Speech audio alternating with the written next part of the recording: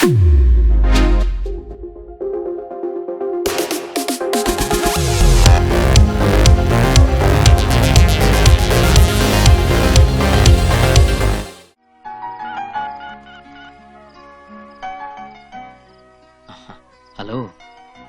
അവിടെ സ്ഥിതിഗതികൾ എങ്ങനെയുണ്ട്? വല്യമ്മാമയും കുഞ്ഞുമാമയും എല്ലാവരും എത്തിയിട്ടുണ്ട്. ഇവിടെ ശരിക്കും ഏറ്റു. ആഹാ, ഇവിടെ ചീറ്റി. പക്ഷേ ഇതിന്നൊരു സത്യം എനിക്ക് മനസ്സിലായി. എന്താ അത്? അച്ഛൻ 100% എന്റെ അച്ഛൻ തന്നെയാ. ഒരു കലർപ്പുമില്ല. എന്റെ തങ്കപ്പേട്ട. മനുഷ്യന്റെ സ്ഥിതിയല്ലേ തങ്കപ്പേട്ട. നമുക്കിനി എന്നും ഇങ്ങനെ സംസാരിക്കാൻ പറ്റില്ലല്ലോ. മരണത്തിന്റെ അവസരമല്ലേ തങ്കപ്പേട്ട. വിധി വന്നിങ്ങനെ മുമ്പിൽ നിന്ന് നമുക്കെന്ത് പറയാൻ പറ്റും തമ്പക്കേട്ട? അല്ല തങ്കപ്പേട്ട. തങ്കപ്പേട്ടനോ? അതെ, വേറൊന്നുമല്ല. എന്റെ തങ്കപ്പേട്ട, ഒരു പക്ഷേ നമ്മൾ തമ്മിലുള്ള ഒരു അവസാന ഫോൺ വിളിയായിരിക്കും ഇത്. ആത്മഹത്യ ചെയ്യാൻ ആരുടെ ഔദാര്യമൊന്നും നമുക്ക് ആവശ്യമില്ല തങ്കപ്പേട്ട. ഉണ്ടോ തങ്കപ്പേട്ട? എന്താ തങ്കപ്പേട്ട? എന്താ ജസ്റ്റ് എ മിനിറ്റ്. എന്താ ഇത്? Kannan care of Madhavan Nair. അയ്യേ, ഇതെന്റെ അഡ്രസ് അല്ലേ? അതെ. എന്തിനത്? എടാ, മനുഷ്യന്റെ കാര്യമല്ലേ.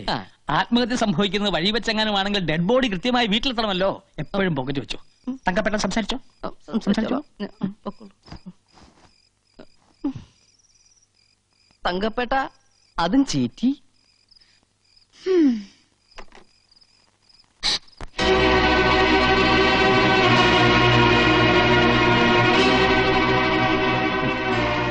വലിയ സൂത്രക്കാരിയായി പോയി അല്ലേ? വളർന്നു, നമ്മുടെ മോൾ ഒരുപാട് വളർന്നു. ഈ മാമന്മാരെയും പെറ്റുമ്മയും കോമാളികളാക്കുന്ന പാകത്തിൽ നീ വളർന്നു. പേടിപ്പിച്ച കാര്യം നടക്കുന്നു ഓൻ എന്നെ ഉപദേശിച്ചു അല്ലേ? ഇങ്ങനെ കള്ളം കാണിക്കാൻ നീ എവിടുന്ന് പഠിച്ചു? മിണ്ടിപ്പോകരുത്. നിന്റെ നെഞ്ചിൽ ജീവനുള്ളിടത്തോളം കാലം നിന്റെ മനസ്സിലെ മോഹം നടക്കില്ല. നടക്കാൻ ഞാൻ അനുവദിക്കില്ല. ഇക്കാതിനെ ഓട വെക്കിട്ട് കയറണത് ഈ പുലിവാലിനെല്ലാം കാരണം കള്ള ഹിമാറല്ലേ. ഓനിട്ട് 2 പടപടയ്ക്കണം. ശരിയാ, ആ ചെക്കനെ ഇവിടുന്ന് അടിച്ച് ഓടിച്ചാലേ ഈ പ്രശ്നം തീരുള്ളൂ. തീർക്കാം. ഇപ്പോ ഈ നിമിഷം കൊണ്ട് എല്ലാം അവസാനിപ്പിക്കാം. പാടാ എല്ലാം ആലോചിച്ചിട്ട് പോരെ, വെറുതെ എടുത്തിയാർന്നോ? അനക്കതിൽ കാര്യമില്ല. ഇത് നമ്മുടെ കുടുംബ പ്രശ്നമാണ്. ഈ ആരാടാ ഇതൊക്കെ പറയാൻ? സ്വന്തം വർഗത്തിനോട് കൂറില്ലാത്ത കള്ള ഹിമാർ മാറിക്കട വല്ലാലെ. പാടാ. അവരോട് അങ്ങോട്ട് പോണ്ടെന്ന് പറയുമ്പോ ഇല്ല, നീ ഒരുത്തിയതെല്ലാം കാരണം. ഇന്നത്തെ കൊണ്ട് ഓന്റെ എപ്പിസോഡ് അവസാനിപ്പിക്കും. എന്താ എന്നോട്ട് ഈ കാണിച്ചത്? ഈ ഉമ്മയോട് നീ എങ്ങനെയാണോ മോളെ വാശി തീർക്കുന്നത്? എന്റെ പടശോനെ, ഈ സമയം കളയാതെ അവരെ ഇങ്ങോട്ട് വിളിക്കേ. എന്താ? എന്തു പറ്റി? എന്താ മോളെ ഇത്? ഞാനൊരു സൂത്രക്കാരിയല്ല വല്യമ്മ. ആരെയും കോമാളിയാക്കാനും അല്ല. എനിക്ക് അയാളെ ഇഷ്ടാണ്, അത്രയ്ക്ക് ഇഷ്ടാണ്. മരിച്ചു കാണിച്ചാലെങ്കിലും വിശ്വസിക്കുമല്ലോ.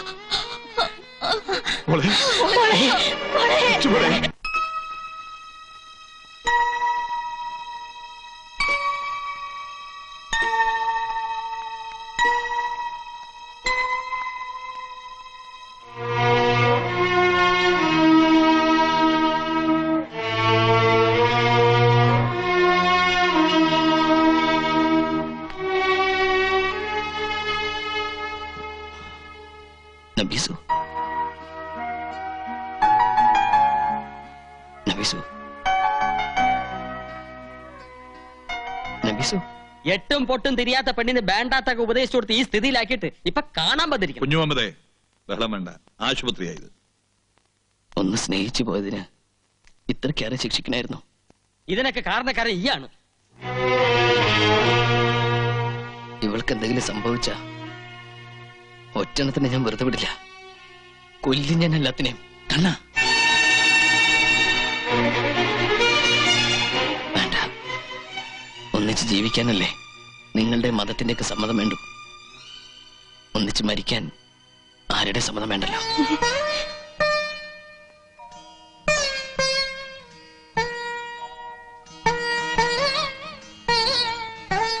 അറിയോ, പുഴയെ കിടന്ന് ജീവന് വേണ്ടി നിലവിളിച്ചപ്പോ ജാതി മതം നോക്കാതെ എന്റെ മോൻ അവളെ രക്ഷിച്ചത്. ഇപ്പൊ നിങ്ങളെല്ലാം കൂടെ ചേർന്ന് അവളെ ഈ അവസ്ഥയിലാക്കി. അവളുടെ ശരീരത്തിൽ അല്പമെങ്കിലും ജീവൻ ബാക്കിയുണ്ടെങ്കിൽ അതെന്റെ മോൻ കൊടുത്തൂടെ? ദാനമായിട്ടെങ്കിലും.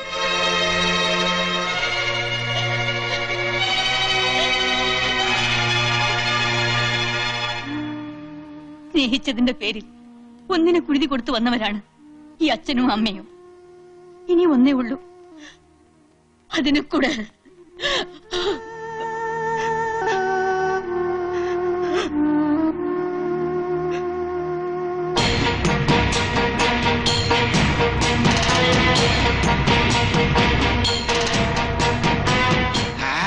കണ്ടില്ലേ പ്രമാണിമാര്, പള്ളിയും പടച്ചോനും വെച്ച് പുളിച്ചപ്പാട്ട് അടിക്കുന്ന ജാതികളാ. ഇതൊക്കെ നമ്മുടെ കുഞ്ഞുമക്കാന്റെ ആൾക്കാരെന്നെ.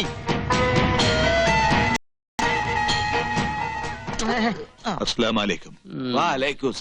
എല്ലാവർക്കും ഇരിക്കാം. എന്റെ ഉപ്പൂപ്പാന്റെ പ്രായണ്ട്. എന്നെ തല്ലു വിളിച്ച മാതിരി ഇവരും തല്ലു വിളിക്കാൻ കൂടെ കൊണ്ടെടുക്കാനാ. മുണ്ടാണ്ടിരിടാ, ഇത് നമ്മടെ കുടുംബ പ്രശ്നമാണ്. ഞമ്മള് ചിലതൊക്കെ കേട്ട് അതൊന്ന് നേരിട്ട് അറിയാൻ വേണ്ടി വന്നതാ. നിങ്ങൾ കേട്ടതൊക്കെ നേരാ. എന്റെ ജമാലങ്ങാനത് അറിഞ്ഞാ ഇവിടെ കൊല നടക്കും. ജയിലിൽ കിടക്കുന്നോണ്ട് ജമാലിക്ക് അറിയുന്ന പേടിക്കണ്ട. അപ്പോ ഇസ്ലാമിനെ ധിക്കരിച്ചുകൊണ്ട് തന്നെ ഓളുടെ നിക്കാഹ് നടത്തി കൊടുക്കാനുള്ള പുറപ്പാടിലാണ് അല്ലേ? ഈ തറവാട്ടിലെ ആകെയുള്ള സമ്പത്താ നഫീസു. പക്ഷെ ഓള് മരണം കൊണ്ട് നമ്മളെയൊക്കെ വെല്ലുവിളിക്കുമ്പോ ഞാൻ എന്താ ചെയ്യുക? നിങ്ങള് പറ, ഞാൻ എന്താ വേണ്ടത്? മുസ്ലിയാരുടെ കുന്തം ചാച്ചും വെക്കാൻ ചരിച്ചും വെക്കാന്ന് പറഞ്ഞവരായല്ലോ എന്റെ ഇക്കാന്റെ സ്ഥിതി. മറ്റൊരുത്തന്റെ ചുണ്ടിൽ ആനന്ദത്തിന്റെ പുഞ്ചിരി വിടർത്തുന്ന ഏതൊരു കർമ്മവും സൽപ്രവൃത്തിയാണെന്ന് ആ പ്രവാചകനായ നബി പറഞ്ഞിരിക്കുന്നത്. അത് വേറൊരുത്തന്റെ തല പോണ കാര്യമാണെങ്കിലാ. അതുണ്ടല്ലോ കുഞ്ഞുമക്ക, ശരീരശാസ്ത്രപരമായി പറഞ്ഞാൽ നമ്മുടെ നാക്ക് ശരിയല്ലെങ്കിൽ പല്ല് പോവും, നമ്മുടെ നോക്ക് ശരിയല്ലെങ്കിൽ മോന്തയുടെ ഷേപ്പ് മാറും, പ്രവൃത്തി ശരിയല്ലെങ്കിൽ ചിലപ്പോ തല തന്നെ പോയിരിക്കും. എന്നോട് മുണ്ടാണ്ടിരിക്കാനാണ് പറയണത്. ഈ ഒരു മുസൽമാനാണോടാ? അതിൽ തൊട്ട് കളിക്കരുതേ. പണം പലിശയ്ക്ക് കൊടുക്കുന്നത് ഇസ്ലാമിന് ചേർന്നതാണ്. മുസ്ലിം പ്രമാണിമാരെന്നെ പറ. അബ്കാരി കച്ചവടത്തിൽ ബിനാമി പണി ചെയ്യുന്നത് ഇസ്ലാമിന് ചേർന്നതാണ്. അച്ചാരം കിട്ടിയാൽ അമ്മായിനെ കെട്ടുന്നതായ ഇസ്ലാമിന് ചേർന്നതാണ്. അതുകൊണ്ട് തന്നെ കുഞ്ഞുമക്ക, ഈ മുസൽമാനെ ഉറുക്കട്ട നോക്കണ്ടേട്ടാ. പ്രവാചകന് അള്ളായും ഒരുപാട് കാര്യങ്ങൾ പറഞ്ഞിട്ടുണ്ട്. കിതാബിലും കാണും പലതും. അതൊന്നും നോക്കിയിട്ട് ഒരു കാര്യമില്ല. നിക്കാഹ് എന്ന് പറയുന്നത് ഒരു വ്യക്തിയുടെ മാത്രം തീരുമാനമല്ല, സമുദായത്തിന് കൂടി പ്രശ്നമാണ്. സമുദായത്തെ ധിക്കരിക്കുന്നത് ഹാജിയാരാണെങ്കിലും ശരി, നടപടി എടുക്കണമെന്നാണ് പള്ളി കമ്മിറ്റിയുടെ തീരുമാനം. ഇക്കയെ പോലെ തന്നെ ഇമ്മള് ഓളുടെ ഒരു അമ്മാവനാ. ഇക്കാര്യത്തിൽ സ്വന്തവും ബന്ധവും ഇമ്മള് നോക്കൂല. സമുദായത്തിന്റെ തീരുമാനമാണ് ഞമ്മടെയും തീരുമാനം. അല്ല പിന്നെ കുഞ്ഞമ്മത് പറഞ്ഞത് അതിന്റെ ശരി.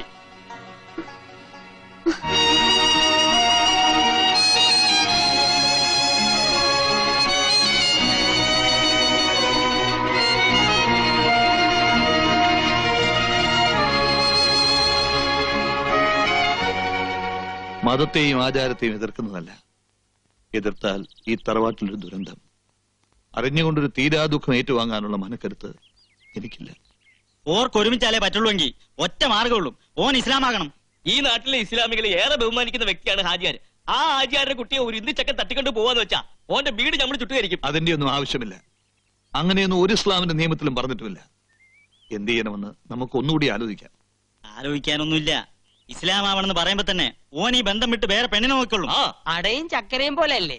ഒന്നിച്ചേ പറ്റുള്ളൂ എന്നുണ്ടെങ്കിൽ ഓൻ മതം മാറി നമ്മടെ ജാതി ചേരട്ടെ. ഞാൻ റെഡി.